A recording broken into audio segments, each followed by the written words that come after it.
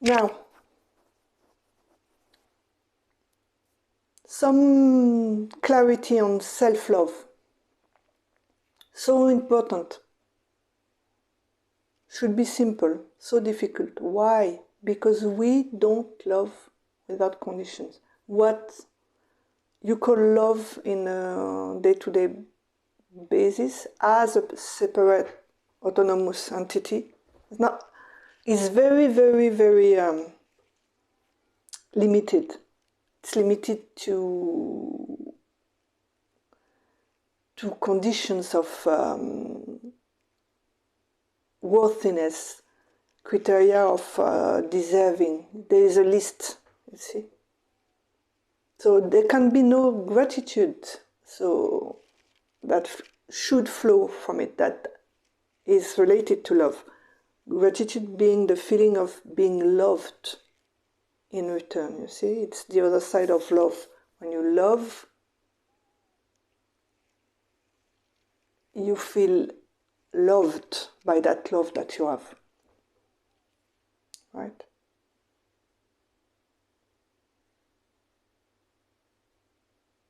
Unless it seems unrequited, because let's say you love someone that amazingly tick all your boxes of the condition that for you to give love, but the other, you don't tick the condition of the others, of the other person. So you don't have love back, seemingly. I mean, attention. See? Unrequited love. So you're going to think, I don't deserve it, or I deserve it, I should have it. And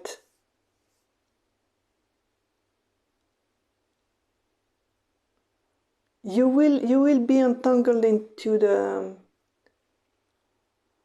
the questioning of your quality that should make you a worse candidate for being loved by this person, or by whatever situation that you feel that you don't get what you want. So it's same energy of feeling grateful, so feeling loved back by life, you see.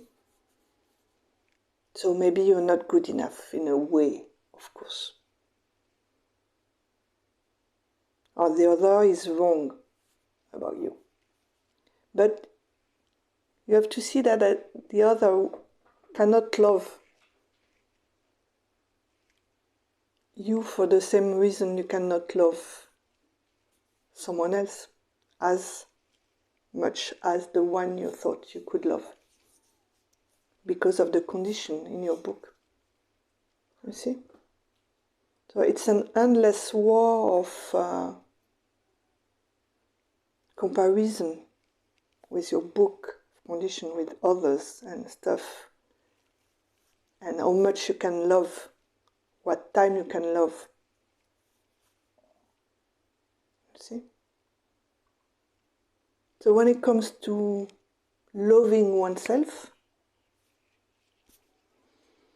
you have the same tools and the same limits and the same book. And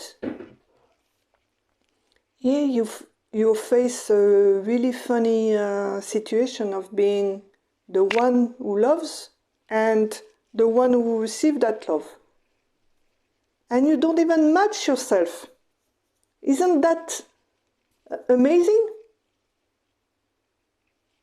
You take it for granted from others and stuff and situation, because you have a book and the situation doesn't tick all the boxes, and you're gonna go argumenting on how to make it tick the boxes, right? It's about the boxes, the condition, and what can be changed. But you take it for granted, it's out there, it's something else.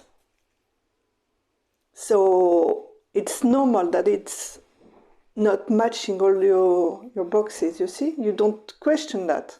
The fact that you don't question your book, you just question the conformity to what is written in it. But when it's about yourself, you get a book and the other is you, and you still can't match the condition in your book. Isn't that amazing? So you're going to strive to make you, let me remember that day, that year, I did something I was proud of. So I can love myself for that. And then you tick the box. But that other day, what I did, that was awful. I cannot love that. You see? What is happening there? With the other you that is not not matching your expectations. Where are you going with that? How is love related to that? You see? It's no more, it's not about love anymore. It wasn't to begin with, you see? It was expectation and bargaining and feeling safe, because the other is always a danger. You never know. It could stab you in the back. And so you think you can stab yourself in the back. And it's a kind of schizophrenic split of two. The one who gives the reward and or punishment, and the one who is doing the job in a very, very unpredictable way, apparently. Doesn't make sense if you look at it very clearly, right? You're not two inside of you, the one doing stuff and the other one judging. Apparently, yes, but at least one of them is an imposter, right? Because if not you're two, then it's another world altogether.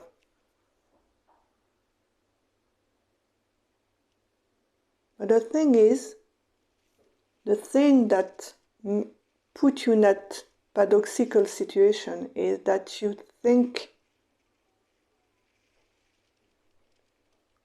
the choice you make could be different. That's the thing. It's, in a way, it's all boiled down to that definition of free will. I did that, but my choice was wrong. So I cannot love me. I have to punish me. Because others will, so I do it. I anticipate the judgment, so that next time I will behave better. This is insane, but we do it every day. So what's the thing here? Look at it, that choice you make. Look at the next choice you're going to make. Whatever it is, taking a glass of water, going to the toilet, signing a contract, whatever apparent choice you're going to make next. See that in that choice, in the moment, you always make the choice that feels apparently the best one for your own good. Even if you choose, next choice is to give all your money away to charity, You do it because it makes you feel good to help others. So it's your own good. You never do anything to make you feel bad, which is really against your own good, unless you're suffering some sort of dementia, and even in that case you would think that it's the best choice you can make for yourself, you see. So we keep questioning the choices as if we could betray ourselves by making the wrong choice. And we have to be vigilant and watch up for the next choice that we could do to betray ourselves. You see? And the misunderstanding here is that you could make that choice, that wrong choice. That there is ever be a wrong choice. Consequences, result, outcomes varies. When you make a choice, you cannot know what the outcome is going to be. And you will take responsibility anyway, one way or the other. Even is your answer to the outcome is to not take your responsibility because that's the way you are. That's, you see, that's something else. The outcome, the consequences, how it impacts the situation or the people involved in it. But the choice and that what counts when you try to judge yourself, you see, it's the choice, not the consequences, because that you know they're going to be what they're going to be. You see?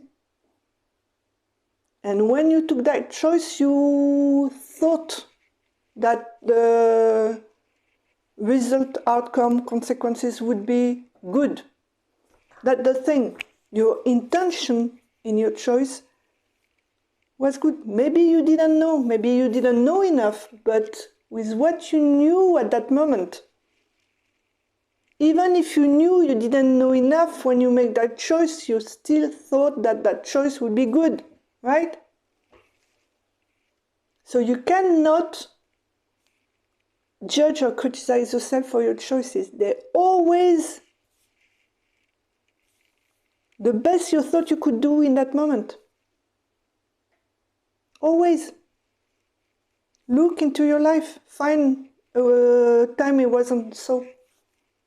Let's discuss it if you want. But look for yourself. So from that seeing, from that understanding, from that fact, you see that you cannot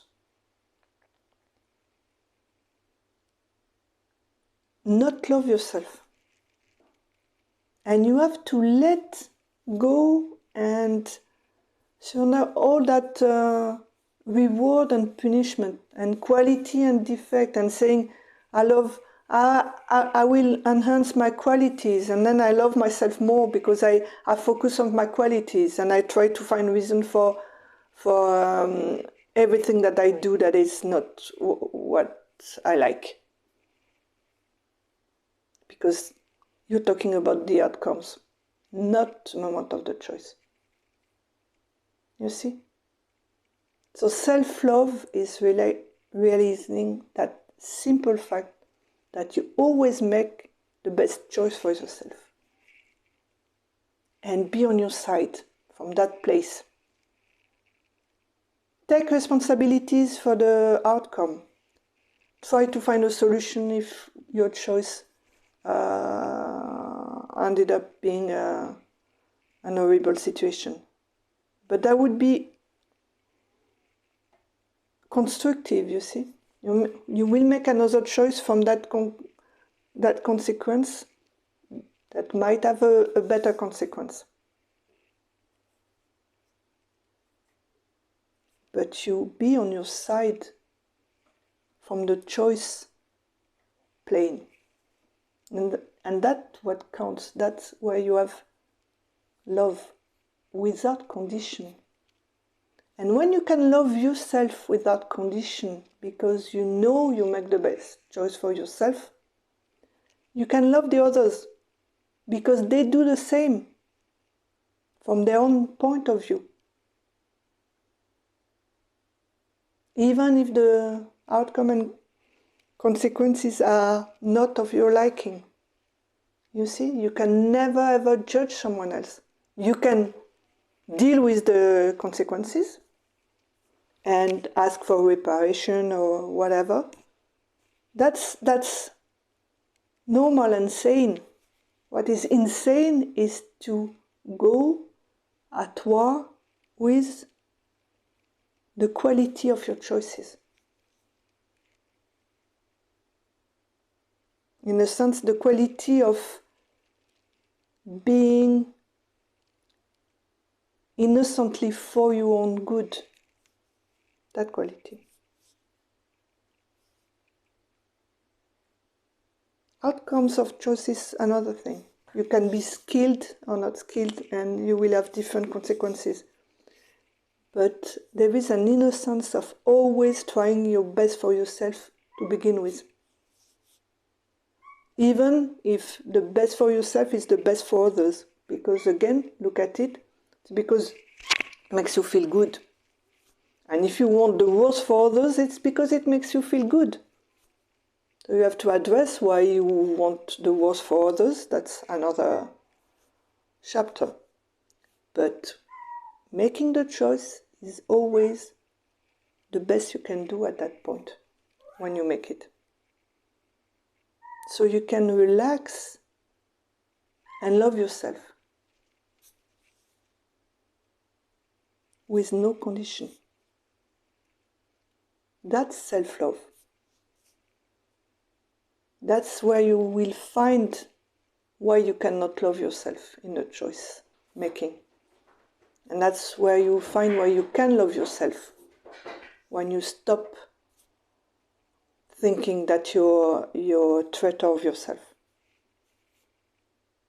That's what has to be seen clearly. That's where we all do that. We get the foot into the carpet and we stumble. Choice making.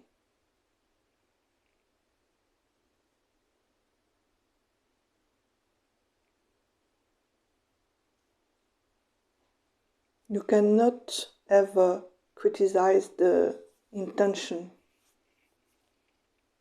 of someone else to try to do the best for himself, because that's the natural way.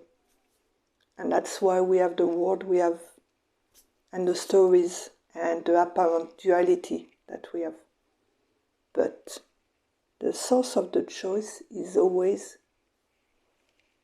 related to the best you can do for what you think you are at that moment.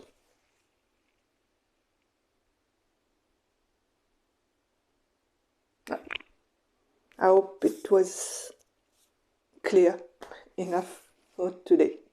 Thank you.